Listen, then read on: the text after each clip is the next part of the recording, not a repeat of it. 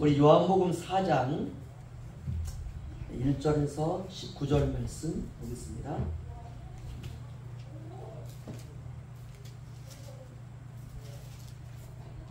요한복음 4장 1절에서 19절.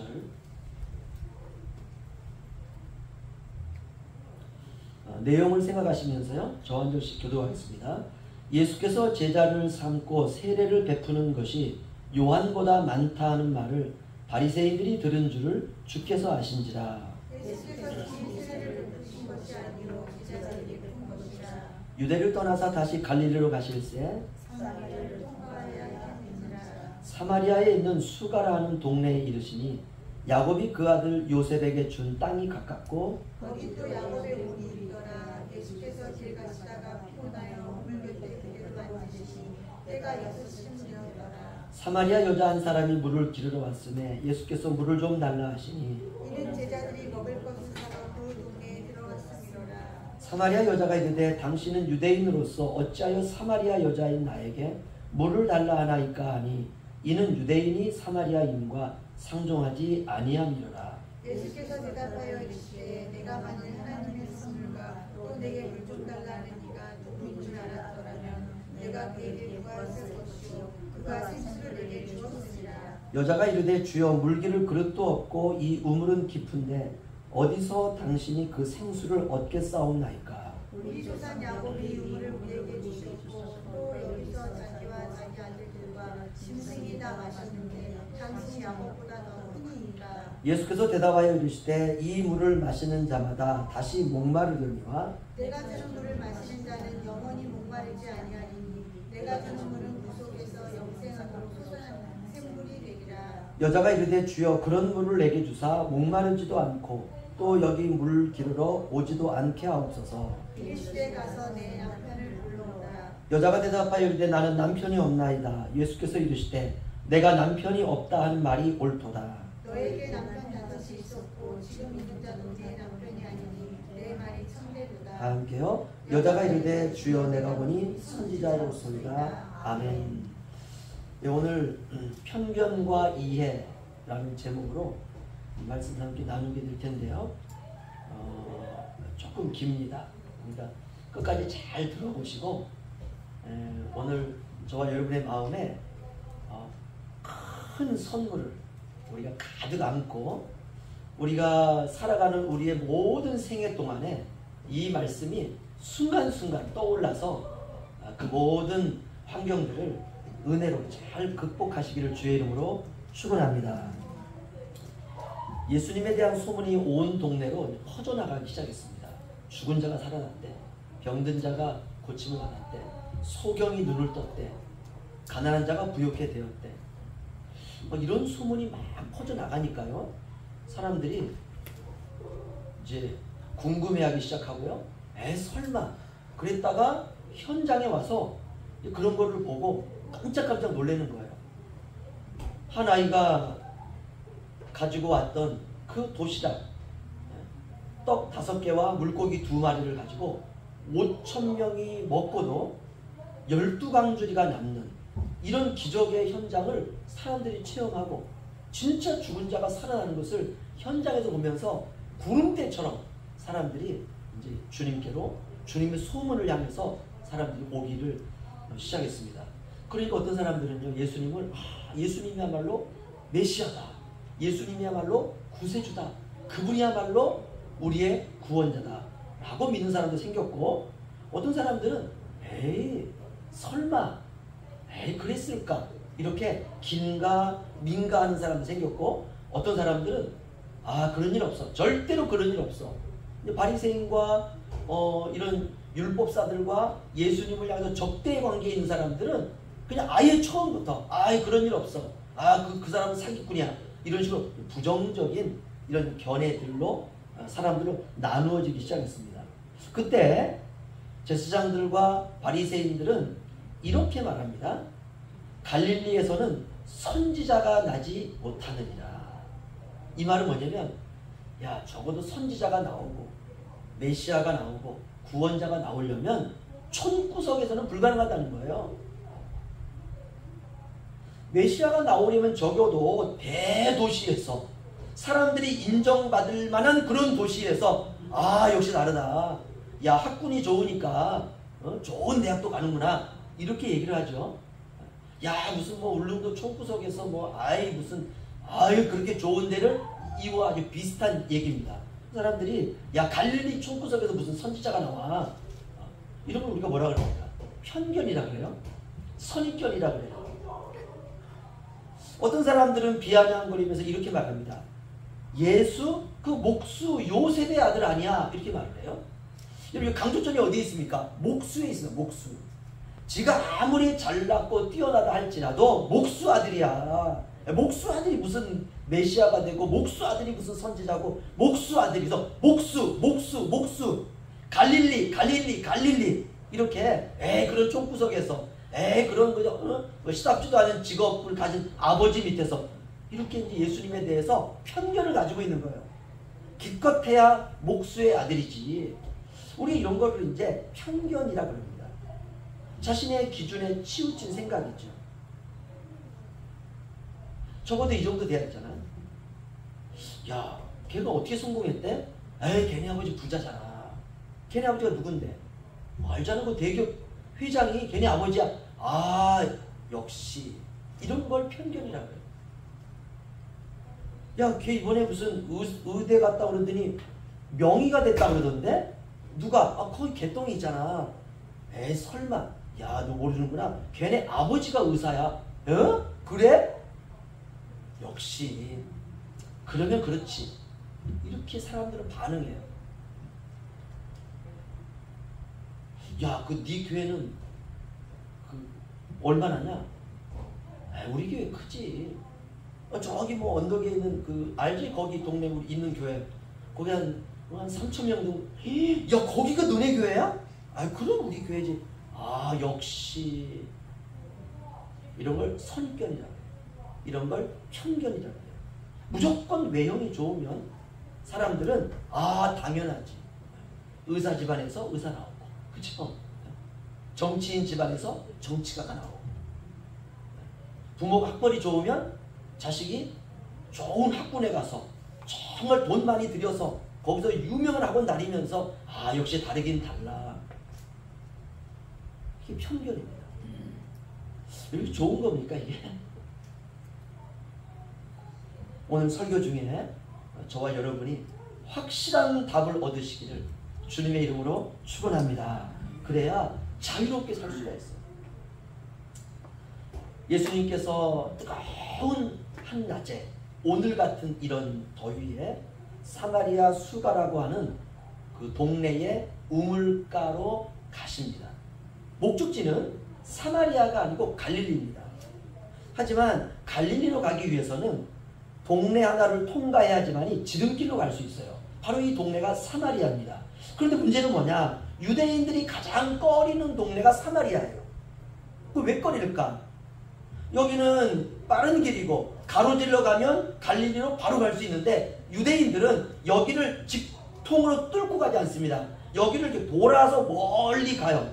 이유가 있습니다. 이유는 BC 8세기에 BC 722년에 이스라엘이 멸망하거든요. 그때 아시리아라고 하는 나라가 이스라엘에 들어와서 살기도 하고 이스라엘 사람들을 자기 나라로 데리고 가기도 합니다. 그러니까 어떤 일이 벌어지느냐? 여자들이 아시리아 남자하고 결혼을 하는 거예요. 그러면 피가 섞이는 거예요. 순수혈통이 깨졌습니다. 이러니까 아이들이 딱 태어났는데 생긴 게 달라요. 그래서 유대인들은 이런 사마리아인들을 더러운 종족이라고 생각했어요. 처음에는 같은 민족이었는데 피가 막 섞여버리니까. 그래서 신앙의 변절자, 피가 깨끗하지 않은 사람들, 만나면 재수가 없는 사람들, 그들과 조금이라도 부딪히고 눈빛을 교환하게 되면 내가 율법으로 더러워진다고 생각을 했어요. 그래서 유대인들은 사마리아를 통과하지 않습니다. 항상 돌아가요. 그리고 어떤 생각이 드세요? 편견이죠. 그렇죠? 세월이 600년이 지났어요.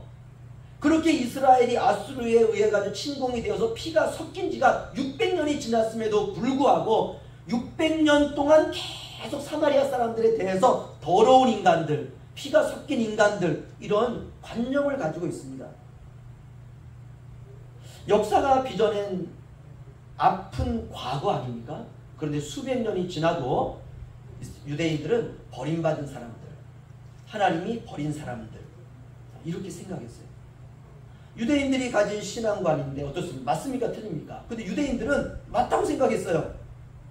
자기들이 가지고 있는 생각이 맞다고 생각했어요. 이건 편견이죠.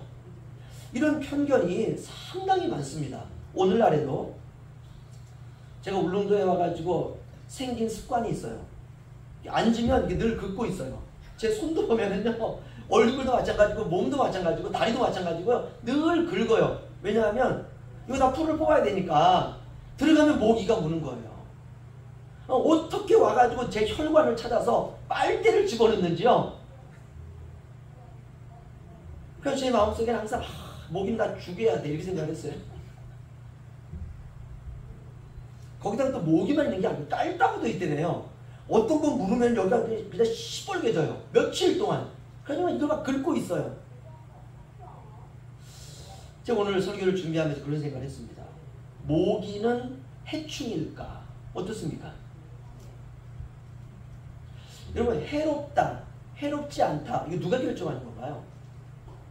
잠잘 때 때로는 귓가에서 윙 소리가 나면요, 이 모기 때려잡기 전에 잠을 잘 수가 없어요. 신경질이 나요. 그럼 에프킬라 들고 막 죽여야 돼요, 이거를.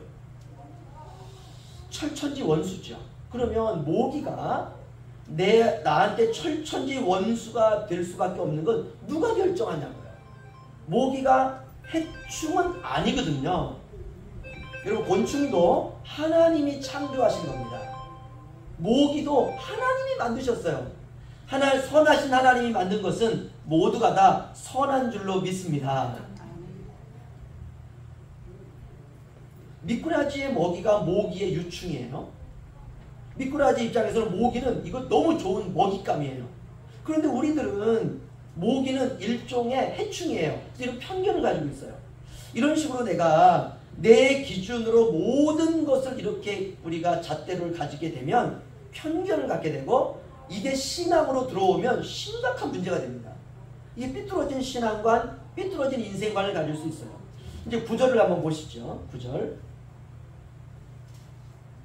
우리 다 함께 읽겠습니다. 시작. 사마리아 여자가 이르되 당신은 유대인으로서 어찌하여 사마리아 여자인 나에게 물을 달라 하나이까 하니, 이는 유대인이 사마리아인과 상종하지 아니함이로라. 아멘. 여기 보시면요, 예수님께서 사마리아 여자에게 물을 좀 달라 그랬더니 사마리아 여자가, 당신은 유대인이잖아요. 유대인은 사마리아 사람을 개처럼 생각하는데 당신이 유대인 남자로 청년으로서 어떻게 사마리아 여자인 나에게 물을 달라고 할 수 있습니까? 이것도 편견이죠. 유대인들이 사마리아인에 대해서 편견을 가지고 있는 것처럼, 피가 섞인 인간들, 만나면 재수가 없는 인간들, 이런 편견을 가지고 있는 것처럼 사마리아인들도 유대인들에 대해서 편견을 가지고 있어요. 이런 편견을 가지고는 영원히 하나가 될 수가 없습니다. 제가 웬만하면 영화를 딱 한 번만 보는데요, 제가 3번씩 본 영화가 있습니다. 제인 오스틴이라고 하는 여류 소설가가 쓴 오만과 편견이라고 하는 소설책도 있어요. 2권짜리. 영화도 있습니다. 그래서 영화를 제가 한번 보게 되었는데, 한 번 보고 너무 감동을 받아서 한 번 더 봤어요. 너무 감동을 받아 또 한 번 봤어요. 3번 봤어요. 이 영화의 스토리를 잠깐 말씀을 드리면, 이 영화에 나오는 여자 주인공이 엘리자베스입니다. 이 엘리자베스는 5명의 자매가 있어요. 다 시집을 안 갔습니다. 다 결혼 정년기인데, 그러니 부모가 얼마나 애가 타겠습니까? 영국 시골의 정말 예쁜 아가씨예요. 이 엘리자베스에게는 이런 인생관이 있었어요. 결혼은 사랑하는 사람과 해야 된다. 그래가지고 부모님이 아무리 중매를 시켜도 안 해요. 왜냐하면 결혼은 사랑하는 사람과 해야 돼요. 그래가지고 늘 마음속에 좋은 마음 가지려고 하고요. 얼굴도 얼마나 예쁜지요. 그냥 예쁜 척 하는 것도 힘들잖아, 그렇죠? 근데 이제 그렇게 예쁜 척하고 사람들이 보면, 야, 너는 얼굴도 예쁘고 마음도 예쁘겠다. 이렇게 엘리자베스는 결혼만큼은 부모님의 중매가 아니라 사랑해서 해야 된다. 그래서 이런 마음을 가지고 있습니다. 그러던 어느 날 이 엘리자베스에게 나알시라고 하는 멋진 청년이 나타나요. 엘리자베스는 이 무도회에 이제 그 청년들이 온다는 소식을 듣고 가서 이 나알시라고 하는 청년들 가운데 나알시라고 하는 청년을 딱 만나게 됩니다. 근데 첫 만남에요. 이 나알시가 약간 까칠한 남자예요. 그래서 엘리자베스도 마음에 딱 들었는데 이 나알시가 까칠하게 대하니까는 이 남자를 첫인상에 오만한 남자다라고 생각을 해요. 아, 이 남자는 너무 오만해. 어떻게 저렇게 나한테 대할 수가 있지? 까칠하게 대할 수가 있지? 이렇게 생각합니다. 그래서 나알시에 대해서 이 엘리자베스는 나쁜 감정을 갖게 돼요. 나알시가 하는 모든 말들이 자신에 대한 험담으로 들리기 시작합니다. 사람이 첫인상이 그렇잖아요. 그렇게 시간이 흘러가는데, 그런데 이 나알시는요, 엘리자베스를 매우 지적인 여자라고 생각해요. 야, 엘리자베스 너무 지적이야. 내가 저런 아름다운 여인과 내가 결혼을 할 수만 있다면, 이런 마음을 갖고 이 엘리자베스에게 다가오는데, 이 엘리자베스는 첫 만남이 너무 오만해서 이 남자가요. 그래서 다가오면 다가올수록 오만한 남자로 느끼게 되는 거예요. 어느 날 나알시가 청혼을 하게 된 엘리자베스에게 결혼해 주세요 라고 청혼을 하는데, 엘리자베스는 그 마음속에 이미 이 남자는 나한테 오만하게 굴었던 남자라는 게 편견이 있다 보니까 청혼을 딱 거절하게 됩니다. 그런데 이 나알시는 엘리자베스를 너무 사랑해요. 그래서 자기가 왜 이렇게 자기에 대해서 이렇게 그런 편견을 가지고 있는지 서로 얘기를 하는 와중에 엘리자베스가 깨달아요. 아, 내가 이 남자에 대해서 오해했구나 라고 이 오해를 이제 풀어가기 시작합니다. 그러니까 오해가 딱 사라지고 편견이 딱 사라지니까 이 나알시라고 하는 남자가 생과계로 너무 좋은 사람인 거예요. 그리고 이 엘리자베스가 깨닫습니다. 내가 이 남자에 대한 너무 많은 오해와 편견에 내가 갇혀 있었기 때문에 이 남자를 내가 오만하다라고 생각했다라고 하는 것을 깨닫게 돼요. 결국 이 오만과 편견은 자신에게 있었다라고 하는 것을 알게 됩니다. 그리고 두 사람이 결혼을 하게 되는 정말 아름다운 영화입니다. 저는 이 영화를 3번 보면서 우리의 인생을 수놓는 것 가운데 편견이라고 하는 실타래가 있다라는 걸 깨달았어요. 여러분, 신앙생활도 그렇지 않습니까? 내가 한번 이렇게 어떤 유형의 사람에 대한 편견을 딱 가지고 있으면 그와 비슷한 사람이 그 다음에 딱 나타나게 되면 어떻습니까? 아, 이 사람도 역시 똑같을 거야 라고 하는 신앙적인 편견을 가지고 올 수 있어요. 편견은 끊어내야 됩니다. 편견이 긍정적이든 부정적이든 이게 삶의 지혜처럼 보이지만 편견은 우리의 인생의 동반자가 되어서는 안 됩니다. 왜냐하면 편견은 인생을 멍들게 만드는 정신적인 병폐입니다. 오늘 본문의 사마리아 여인은 편견이라고 하는 감옥에 갇혀있던 여인이에요. 이 여인에게 어떤 여자든 첫 번째 남자가 있지 않습니까? 이 수가성의 사마리아 여인은 첫 번째 결혼할 때에 그 남자가 사랑하는 남자였어요. 얼마나 사랑했는지. 보는 것도 사랑스럽고 말하는 것도 사랑스럽고 같이 음식을 먹을 때 행복감을 느끼고 내가 이 이상형적인 남자와 내가 결혼을 하다니 너무너무 행복했을 것이에요. 평생 잊을 수 없는 남자였습니다. 서로 사랑했고 죽음도 갈라놓을 수 없을 정도로 그렇게 사랑으로 만난 남자였어요. 그런데 어느 날 이 남자가 이 여자를 속였을까요? 이 남자와 헤어지게 됩니다. 아니면 이 남자가 죽었을까요? 아무튼 헤어졌든 죽었든 이런 남자는 어떻습니까? 이런 여자는 가슴속에 깊이 남잖아요. 나의 첫사랑이니까. 두 번째 남자와 결혼하게 됩니다. 내가 첫 번째 그 남편과 비슷한 남자하고 결혼을 해야지. 그런데 두 번째 남자와도 헤어지게 돼요. 여러분, 두 번째 헤어지고 세 번째 만날 때는 어떤 마음이 들까요? 에이, 그냥 남자면 되지 뭐. 내가 이렇게 좀 나이 들어서 힘든데 돈 많은 남자가 좋아. 아마 돈 많은 남자하고 살았을 것 같아. 세 번째는. 근데 이 사람이 돈만 많았지 이 여자에게 대하는 것은 형편없었습니다. 그래서 이 여자는 또 헤어져요. 네 번째 남자를 만났어요. 이번에 뭐 그저 그런 남자하고 만났어요. 또 헤어집니다. 다섯 번째 남자와 만났어요. 이 남자도 다를 줄 알았어요. 그럴 때 아니나 역시나예요. 여섯 번째 남자와 지금 살고 있습니다. 죽지 못해 살고 있는 것 같아요. 아무튼 더 이상 홀로 살아갈 수 없기 때문에 남자를 필요로 하게 되는 그런 인생을 살았던 것 같습니다. 왜 이렇게 이 여인의 인생이 꼬였을까? 이 여인에 대해서 얼마든지 추측이 가능한데 성경은 이 사마리아 여인의 과거를 들추어내지 않습니다. 이유가 뭘까? 전 잘 모르겠어요. 아무튼 성경이 들추어내지 않습니다. 그러나 분명한 것은 이 여인은 사마리아 사람들에게도 손가락질의 대상이었다는 거예요. 여러분, 현포 이 지역에 여섯 번째 남자와 살고 있는 어떤 여자가 있다. 아마 이 동네 쑥대가 뗄걸요. 아니 얼굴은 들고 다닐 수 있을까요 아마? 너무 작은 동네이기 때문에. 그런데 이 여인에게도 이 너무나 더운 지방이었기 때문에 가장 중요한 게 뭐냐? 물이었습니다. 물.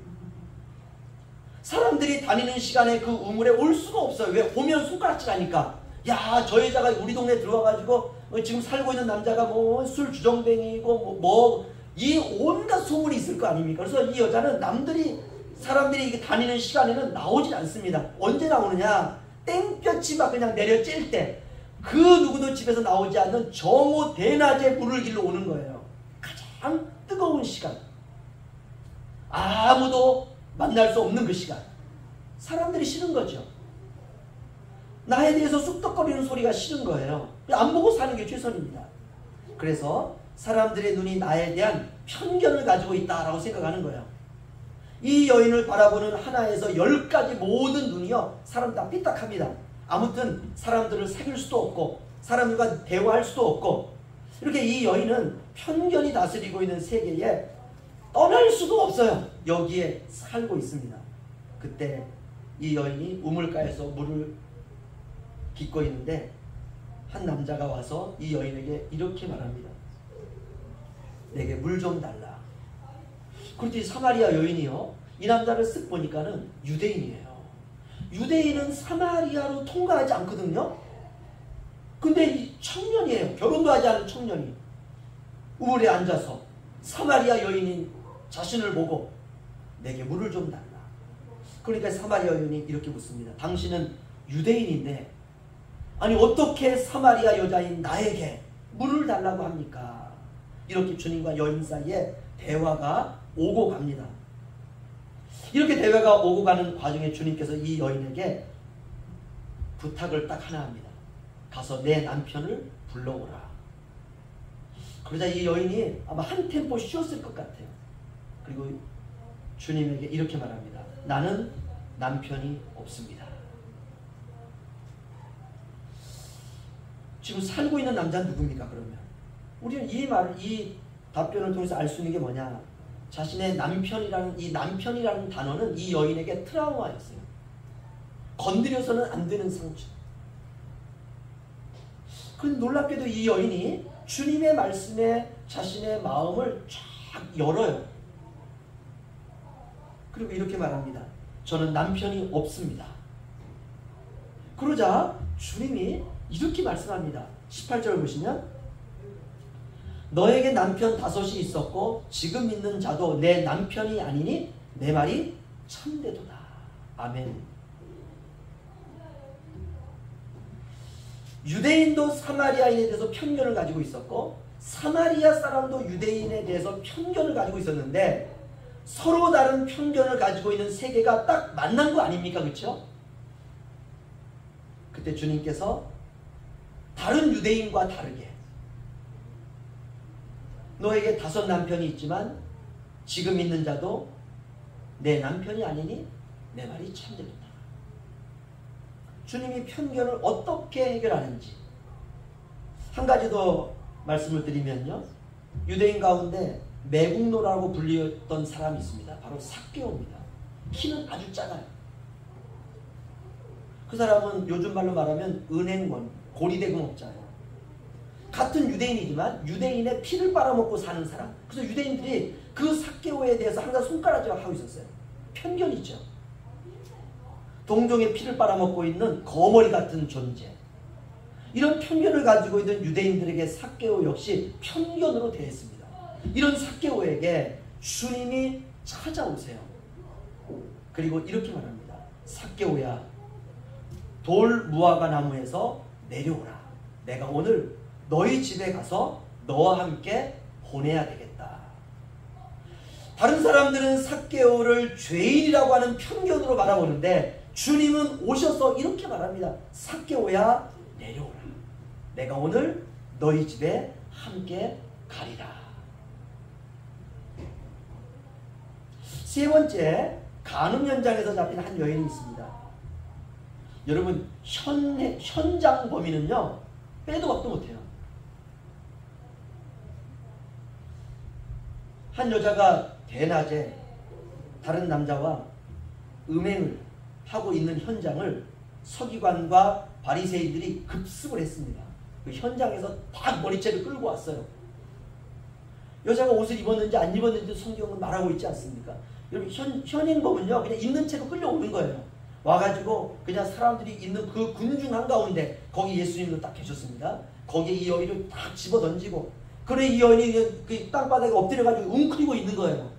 자신의 모든 수치를 다 가리고 이러고 있는 겁니다. 그때 사람들이 예수님께 말합니다. 구약의 율법에 말하면 이런 여자는 돌을 들어 집어 던져 죽이라고 했는데 어떻게 해야 됩니까? 라고 예수님께 말을 해요. 그래서 예수님께서 너희 중에 죄 없는 자가 먼저 돌로 치라. 그랬더니 그 말씀을 듣고 양심의 가책을 느껴 어린아이로부터 시작해서 젊은이까지, 그러니까 그 수치스러운 여자를 젊은이들까지 다 보고 있었다는 거거든요. 그 사람들이 다 떠나갑니다. 다 떠나가요. 그리고 예수님과 그 여자만 딱 남았습니다. 그때 주님께서 이 여자에게 이렇게 말해요. 나도 너를 정죄하지 아니하노니. 편견과 편견이 딱 만났는데 이걸 깨뜨리는 거야. 그러니까 사람들은 이 여자를 죄인이라고 하고 돌을 들어 죽이라고 하고, 삭개오는 세리장인데 이 사람은 고리대금업자인데 우리의 피를 빨아먹고 있는 사람이니까 저 삭개오는 죄인이다 라고 하는데, 주님은 그들을 대하는 방식이 달랐어요. 저는 오늘 말씀을 통해서 우리 모두가 다 편견이 사로잡힌 세상에 살고 있지 않습니까? 저는 주님을 통해서 우리가 배워야 될 것이 하나가 있다고 생각합니다. 그것은 바로 뭐냐면 편견이 아니라 죄 아래에 있는 인간에 대한 이해라는 거예요. 저는 이렇게 생각해요. 편견이 아니라 이해가 복음입니다. 세상은 편견이라고 하는 안경을 쓰고 살아가는 사람들이 대부분이에요. 대부분의 사람들이. 그래서 신앙인들도 편견을 버리지 못해요. 예를 들면 학연, 혈연, 지연, 고향, 성씨, 혈액형, 관상, 이루 헤아릴 수 없는 편견들이 굉장히 많습니다. 편견은 또 다른 편견을 낳을 뿐이에요. 사마리아 여인, 삭개오, 간음 현장에서 잡힌 여인, 모든 것들이 뭡니까? 편견 덩어리예요. 그런데 우리가 편견이라고 하는 것이 곰곰이 생각하면요, 나름대로 맞는 평가입니다. 이게 맞아요. 수가성 사마리아 여인은 6번째 남자하고 살고 있다. 그런 여자는 그냥 빌어먹을 여자야. 어떤 의미에서 이게 맞아요. 삭개오, 동족에게 도움을 주기는커녕 동족의 피를 빨아먹고 있는 사람. 그런 인간은 우리 동족이라고 말할 수 없어. 편견이 맞습니다. 간음 현장에 잡혀온 여인에 대한 사람들의 손가락질, 맞는 평가예요. 그 사회와 사람들이 인정하는 것이 나름대로 가치가 있습니다. 하지만 우리는 주님을 통해서 무언가를 배워야 돼요. 무언가를 배우느냐? 편견보다는 사람에 대한 이해를 배워야 됩니다. 여러분, 이해하면 편견이 깨지고 살아갈 수 있어요. 제가 어떤 글을 읽었는데 그 글 내용을 잠깐 읽어드릴게요. 일기 형식으로 썼습니다. 오늘도 나는 학교를 가기 위해 지하철을 탔다. 수많은 사람들과 함께 그때 어떤 아저씨 한 분이 탔다. 그 아저씨는 사람들에게 말하기 시작했다. 차내에 계신 승객 여러분, 안녕하십니까? 저희 딸이 백혈병이 걸려서 지금 병원에 입원해 있습니다. 그래서 그 아저씨는 울먹이기 시작했다. 순간 지하철은 술렁이기 시작했다. 사람들이 이렇게 말하고 있었다는 거야. 야, 아무리 그래도 딸을 팔아서 돈을 갈취하냐? 아니 돈이 저렇게 궁하냐? 아니 아무리 그래도 한 푼 도와주십시오 하면 우리가 뭐 1,000원짜리도 주고 10원짜리도 주겠지만 아무리 돈이 궁하다 해도 아니 백혈병이 걸려서 자기 딸이 지금 병원에 있으니까 그래서 뭐 돈 달래는 거야? 이렇게 사람들이 막 술렁이기 시작했어요. 한동안 아저씨는 상기된 얼굴로 아무 말 없이 서 계셨다. 그리고는 오늘 제 딸이 수술을 받는데 제발 단 1초만이라도 저를 위해서 기도해 주지 않으시겠습니까? 순간 열차 안은 숨소리도 안 들릴 만큼 조용해졌다. 사람들은 무슨 생각을 했던 것일까? 나 역시도 무슨 생각을 하고 있었을까? 이게 편견이에요. 이거 어떻습니까? 이해가 되니까. 돈 달라는 얘기가 아니라 1초만이라도 여러분들의 기도가 필요합니다 라고 하니까 내가 가지고 있던 편견이 마치 그냥 유리컵이 깨어지듯이 산산이 깨어진 거예요. 그러고 나니 그 사람이 이해가 되는 거예요. 어떤 아빠가 아이 셋을 데리고 지하철을 탔습니다. 근데 딱 탔는데 이 아버지는요 그냥 자리 하나 딱 남았는데 거기 딱 앉더니 고개를 푹 숙이고 있어요. 그리고 아이들 3명이 막 천방지축 여기저기 뛰어다니기 시작해요. 그러니까 사람들이 좀 조용했던 지하철이 무지하게 시끄럽게 됐어요. 그러니까 저쪽에 있던 분이 아 좀 조용히 좀 하지 이런 소리가 들리기 시작합니다.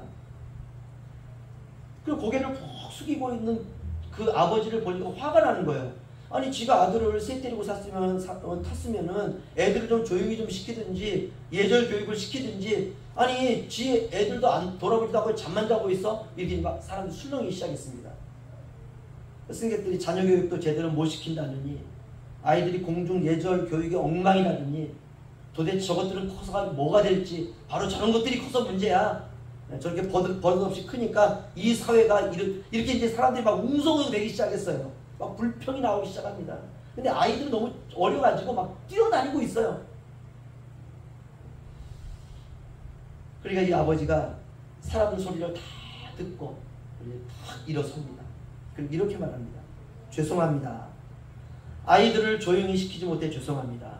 오늘 이 아이들 엄마가 병으로 죽었습니다.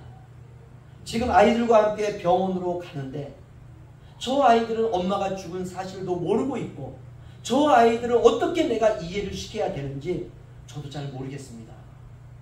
라고 얘기를 하니까는요 순간 사람들의 생각이 바뀌기 시작했어요.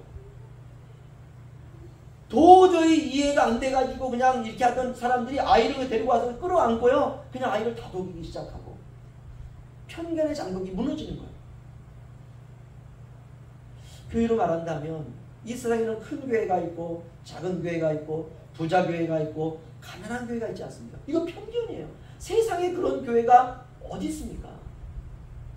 교회는 크든 작든 하나님의 교회인 줄로 믿습니다. 부자가 가난한 사람들을 은근히 무시하는 거 편견이죠. 크고 작은 편견이 관계를 병들게 합니다.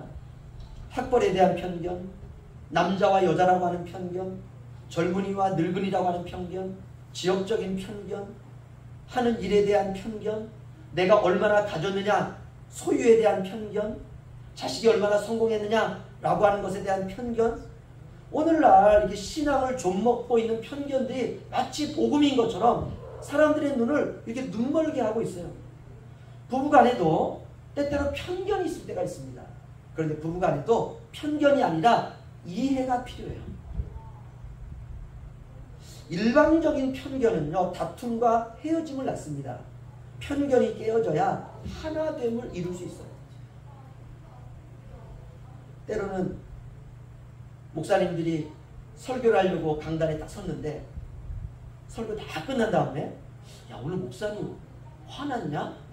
이렇게 말을 듣는 경우가 꽤 종종 있습니다. 진짜 화가 났을 수 있죠. 어떤 일 때문에? 그런데 오늘 말씀 보니까 어떻습니까? 이게 내 편견일 수도 있어요. 상대방에 대한 이해가 답입니다. 삭개오에게 분노를 느끼는 유대인들의 평가는 사실 현실적으로 맞는 평가입니다. 하지만 그 현실적으로 맞는 평가가 무엇을 낳고 있느냐? 편견을 낳고 있는 거예요.